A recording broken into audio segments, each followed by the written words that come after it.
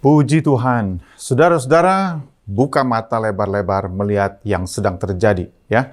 Jangan melawannya, terima dan hidup dengan keterbatasan dan kewaspadaan, maka kita akan tetap bahagia di masa sulit ini. Tetapi kalau kita melawannya, kita akan dikalahkan. Ya, saya sudah menyampaikan berkali-kali bahwa keadaan kita ini seperti orang-orang Israel yang sedang masuk di dalam pembuangan, dan mereka harus menyesuaikan diri.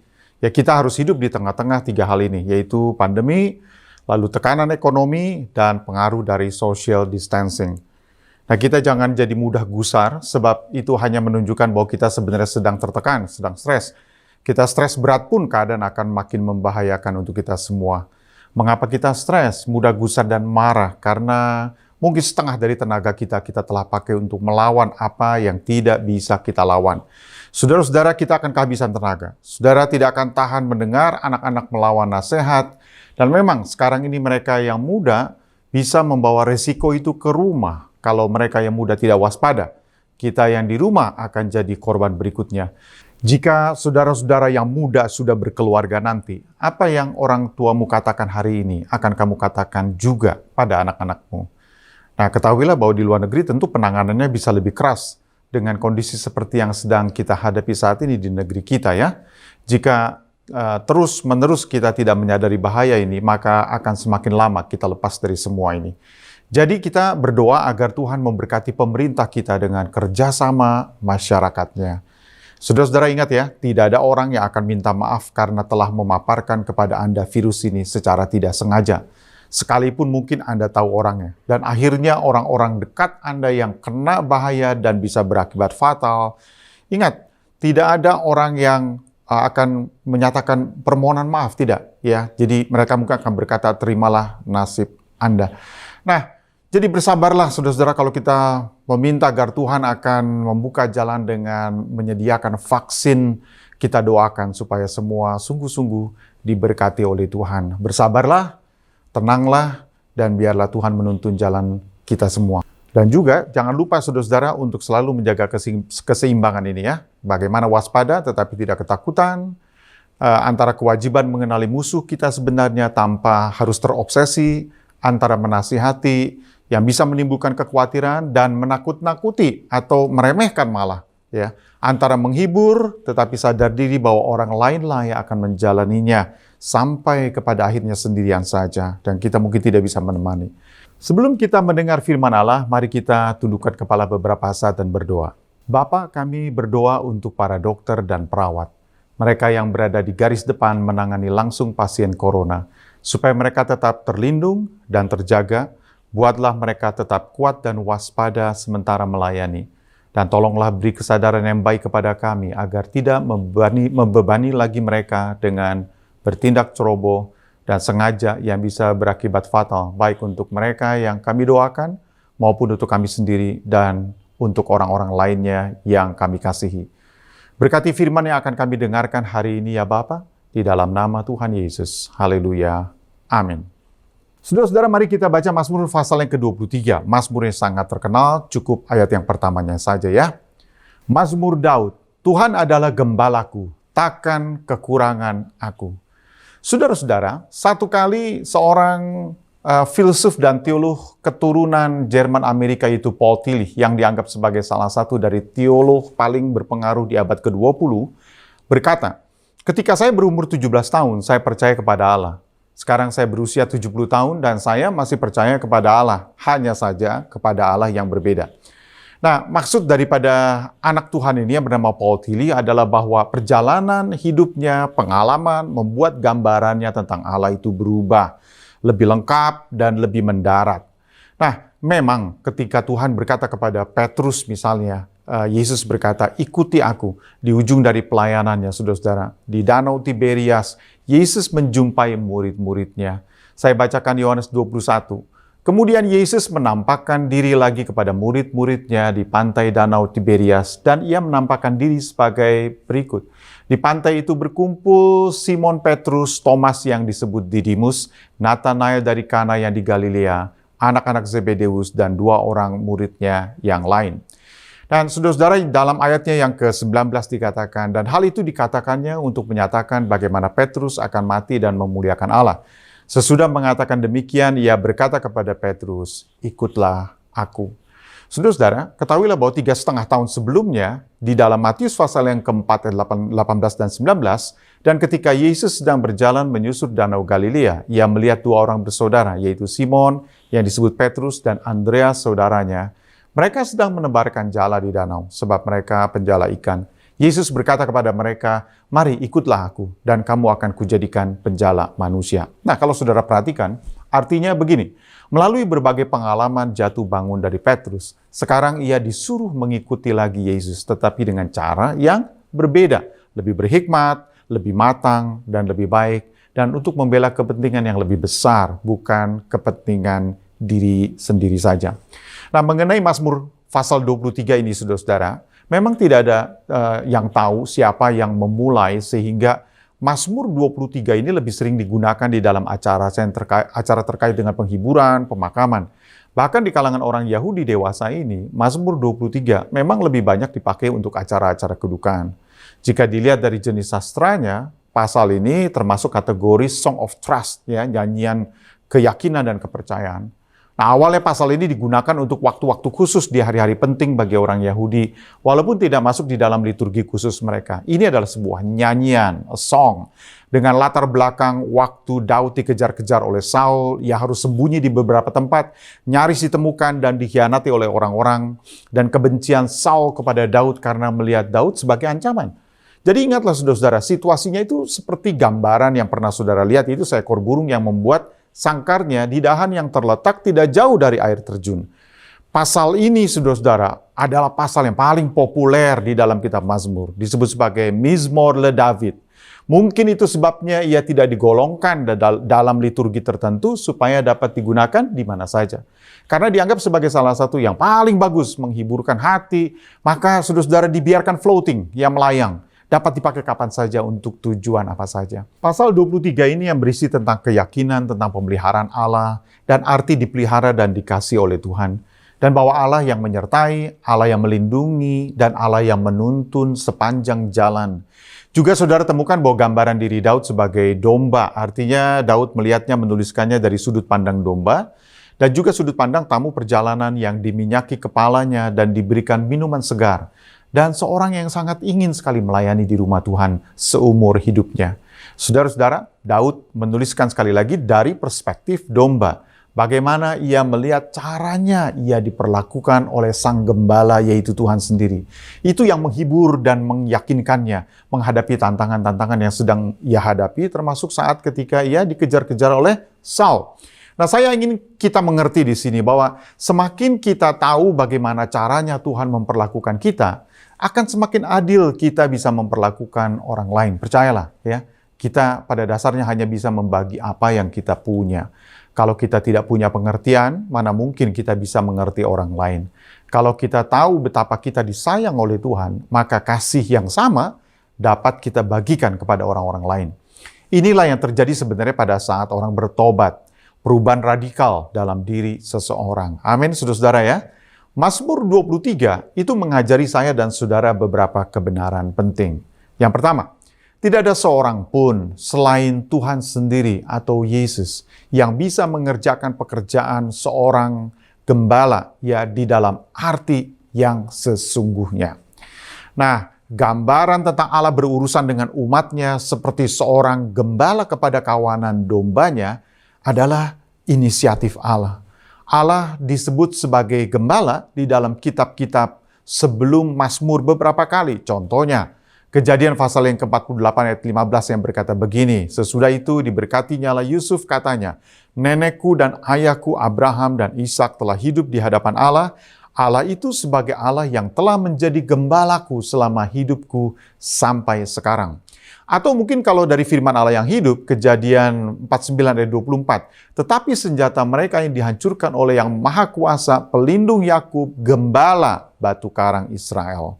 Nah, totalnya kira-kira 40 kali lebih Allah disebut sebagai gembala. Juga Yesus menyebut dirinya sebagai gembala yang baik. Nah, saudara-saudara lihat Yeremia, Mika, Zakaria, Yeskiel, Yesaya menyebut Allah sebagai gembala. Saudara-saudara, Daud pasti menggunakan kata ini juga karena memang ia sudah tahu, ya, ia sudah pernah menjadi gembala kambing domba. Begitu juga ayah dan leluhurnya. Ia tahu waktu dan saat terbaik membawa domba-domba.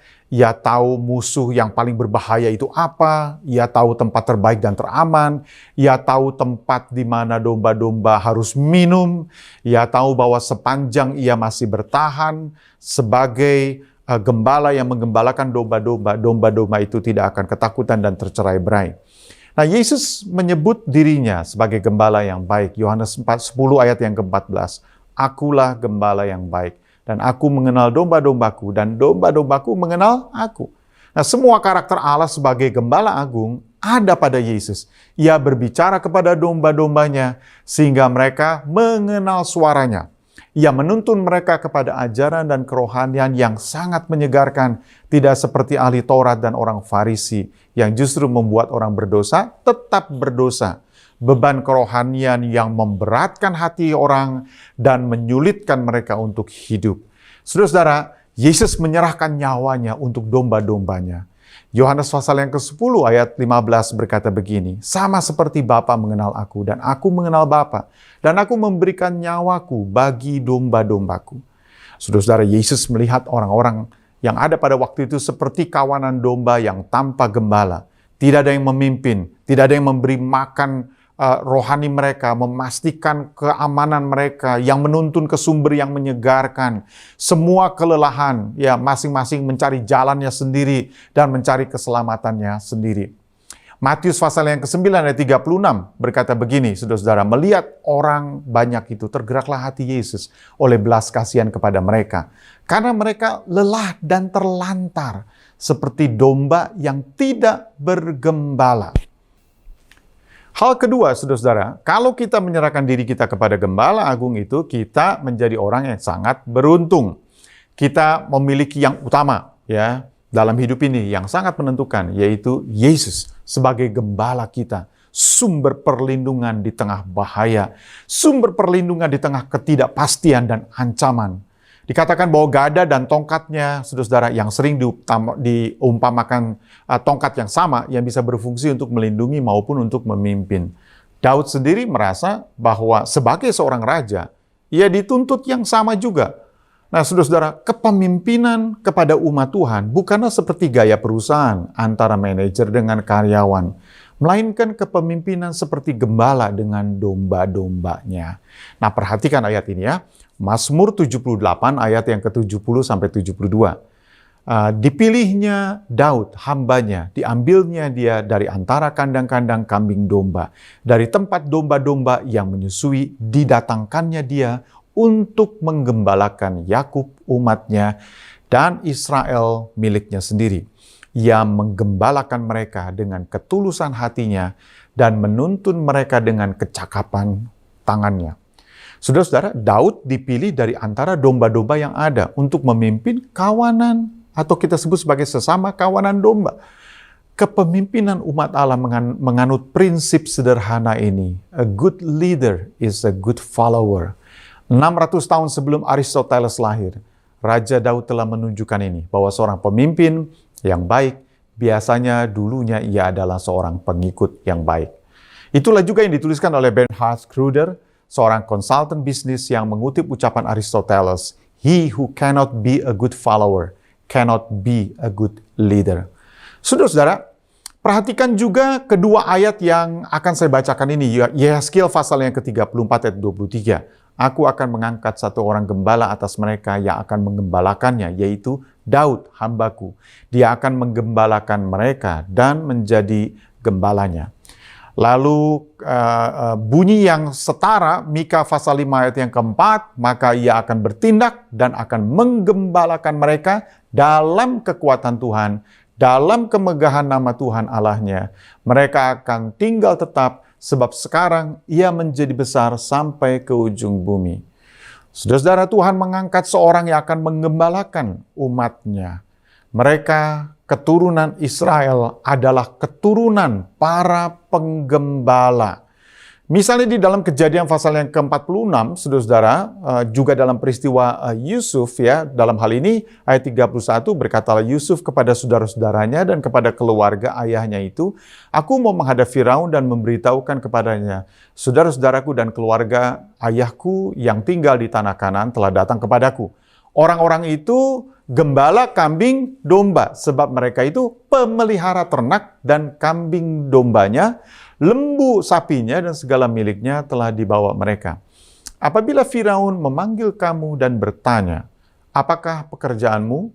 Maka jawablah, hamba-hambamu ini pemelihara ternak sejak dari kecil sampai sekarang, baik kami maupun nenek moyang kami, dengan maksud supaya kamu boleh diam di tanah Goshen. Sebab segala gembala kambing domba adalah suatu kekejian bagi orang Mesir." Mungkin maksudnya pekerjaan yang hina. Saudara-saudara, kita menyerahkan diri kita kepada Yesus karena Dia adalah gembala yang baik. Kita tidak akan kekurangan segala hal yang dibutuhkan untuk bertahan dalam tantangan dan di tengah-tengah ancaman. Memang kita sadar bahwa iblis membuat anak-anak Tuhan seperti orang-orang yang tidak menyadari bahwa kita ini punya segala yang diperlukan untuk hidup yang baik loh, ya. Kita dipaparkan dengan gaya hidup one-centered yang butuh segalanya, tanpa tahu apakah itu memang yang dibutuhkan untuk bertahan menghadapi perubahan situasi dan keadaan. Yesus itu cukup untuk saudara dan saya. Yesus cukup untuk kita. Iblislah yang membuat saudara-saudara berpikir mesti Yesus plus atau Yesus plus plus. Yesus itu pada dasarnya cukup untuk saudara dan saya. Mazmur 73, 25-26, "Siapa gerangan ada padaku di sorga selain Engkau? Selain Engkau tidak ada yang kuingini di bumi. Sekalipun dagingku dan hatiku habis lenyap, gunung batuku dan bagianku tetaplah Allah selama-lamanya." Saya dulu sering menyanyikan lagu ini tanpa terlalu mengerti maksudnya. Mungkin karena nadanya saja yang bagus. Bahasanya yang terasa kolosal dan penuh iman. Tetapi implikasinya tidak terlalu saya pikirkan. Tetapi kalau direnungkan sungguh-sungguh, kata-katanya itu luar biasa. Apa sih sebenarnya yang dicari semua orang di fondasinya atau di dasarnya? Benarkah keperluan-keperluan yang menghabiskan seluruh tenaga kita itu adalah keperluan yang memang betul kita perlukan? Atau sebenarnya pencarian kita akan berhenti jika kita berpegang lebih dulu kepada Tuhan? Miliki itu dulu sebagai dasarnya, itu Tuhan di dalam hidupmu. Selain Tuhan, tidak ada yang kuingini di bumi, yang artinya jika kita punya segala yang lain selain Tuhan, jiwamu akan tetap merana, susah dan akan lenyap ditinggalkan. Seperti suami istri bertahun-tahun hidup hanya pindah dari satu kontrakan ke kontrakan lainnya, bukan karena tidak bisa mengumpulkan uang untuk beli rumah sederhana, tetapi karena sebuah pilihan tidak mau memprioritaskan apa yang utama. Mereka memilih untuk makan makanan yang mewah, dan sesuatu terjadi, maka kekacauan dari tingkat dasarnya merubuhkan apa yang ada di atasnya. Saudara-saudara, doa seorang ayah untuk keluarganya biasanya adalah, "Tuhan, kasih saya umur yang cukup, kesehatan yang baik, pekerjaan yang baik, supaya saya bisa mengumpulkan. Dengan begitu istri dan anak-anak saya bisa tinggal di rumah, walaupun sederhana, tetapi kediaman kami sendiri dengan tenang." Nah, jadi fondasinya itu apa? Untuk hidup melewati semua tantangan yang ada, kita harus berpegang pada Tuhan. Berpegang pada Kristus dulu. Itu yang pertama dan yang utama. Dari situ kita akan melihat bahwa segalanya akan datang sebagai skala prioritas kedua dan seterusnya. Saudara, mungkin kurang begitu yakin bahwa mereka yang berhasil sebenarnya dalam hidup adalah mereka yang menyelesaikan lebih dulu loh prioritas utama mereka. Ya, kalimat Daud, saudara-saudara, di dalam Mazmur pasal yang ke-23 ayat 1 ini, ya, bahwa kalau kita memiliki Tuhan, maka kita tidak akan kekurangan apa-apa. Ya, Mazmur 34 ayat yang ke-10 dari firman Allah yang hidup, bahkan singa muda yang kuat kadang-kadang harus menderita kelaparan. Tetapi kita yang menghormati Dia, tidak akan kekurangan apapun yang baik. Berikutnya, saudara-saudara, kalau sudah perhatikan bahwa kata gada dan tongkat yang disebut pada ayat yang keempat, walaupun digunakan dua kata gada dan tongkat, tidak selalu artinya ada dua benda yang berbeda. Kadang-kadang kedua kata itu di dalam bahasa Ibrani dipakai untuk menceritakan fungsi yang berbeda dari benda yang sama. Nah, kedua kata ini yang dimaksudkan adalah kayu yang diambil dari batang yang lurus, yang dipakai saudara-saudara pengertiannya secara bergantian ya pada tongkat yang sama ya, digunakan untuk tujuan yang barangkali berbeda. Misalnya dipakai untuk bertahan, untuk melindungi maupun untuk menghukum ya. Itu juga yang dikatakan oleh firman Allah tentang bagaimana Allah menuntun umatnya. Yang ketiga adalah menjadikan Yesus gembala kita yang sesungguhnya. Karena apa saudara-saudara? Karena ini akan membuat yang saudara dan saya perlukan untuk bertahan dan tetap tenang, lolos dari bahaya, semua itu dicukupi oleh Tuhan. Bahkan yang disebut sebagai situasi maupun hanya situasi maut pun hanya berupa bayang-bayang, bukan maut itu sendiri. Yang kamu perlukan, yang saudara dan saya perlukan untuk merasa sebagai orang yang disambut Tuhan, diperlakukan baik oleh Tuhan, itu dicukupi oleh Tuhan di dalam hati dan pikiran saudara. Nah, ini juga yang dimaksud oleh Samuel Berder yang menuliskan bahwa kebiasaan di timur sering mengurapi tamu-tamu atau memberikan minyak di kepala mereka yang wangi untuk melambangkan respek dan kasih, ya. Dan saudara-saudara memberikan juga mereka minuman anggur yang sengaja dipenuhi sampai luber untuk menggambarkan dari perjalanan yang jauh, kelelahan, dan sekarang mereka masuk ke dalam situasi kelimpahan. Kalau kamu perlama tinggal di sini, maka kamu akan lihat kelimpahan itu terus-menerus. Nah, intinya saudara-saudara, kita tidak akan mengalami kekurangan apa-apa jika memiliki Tuhan Allah Israel sebagai gembala agung kita. Yang kita perlukan untuk menjadi seorang yang rindu melayani Tuhan, melayani di rumah Tuhan, dan sesama akan dicukupi oleh Tuhan sendiri. Nah, biasanya saudara-saudara, mereka membayangkan domba ya yang akan dibawa ke bait Allah itu disembelih, dipersembahkan. Tetapi sekarang kerinduan mereka untuk benar-benar melayani di rumah Tuhan, melayani Raja di atas segala raja, Tuhan di atas segala Tuhan. Bukan sekedar menjadi objek penyerta dan penderita, tetapi menjadi subjeknya. Dan Tuhan mencukupi semua itu untuk kita. Saudara-saudara, sekali lagi saya ingin agar kita mengerti bahwa bagaimana caranya Tuhan memperlakukan kita akan sangat mempengaruhi caranya saudara memperlakukan orang lain. Sepanjang saudara ngerti, saudara akan makin berbuat adil kepada orang lain.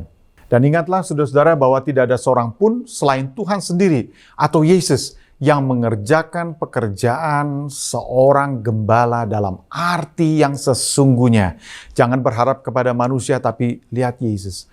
Nah, saudara-saudara, yang berikutnya, kalau kita menyerahkan diri kita kepada gembala agung itu, saudara dan saya menjadi manusia yang sangat atau orang-orang yang sangat beruntung sekali. Ya, kita percaya bahwa kepemimpinan umat Allah menganut prinsip sederhana ini, a good leader is a good follower.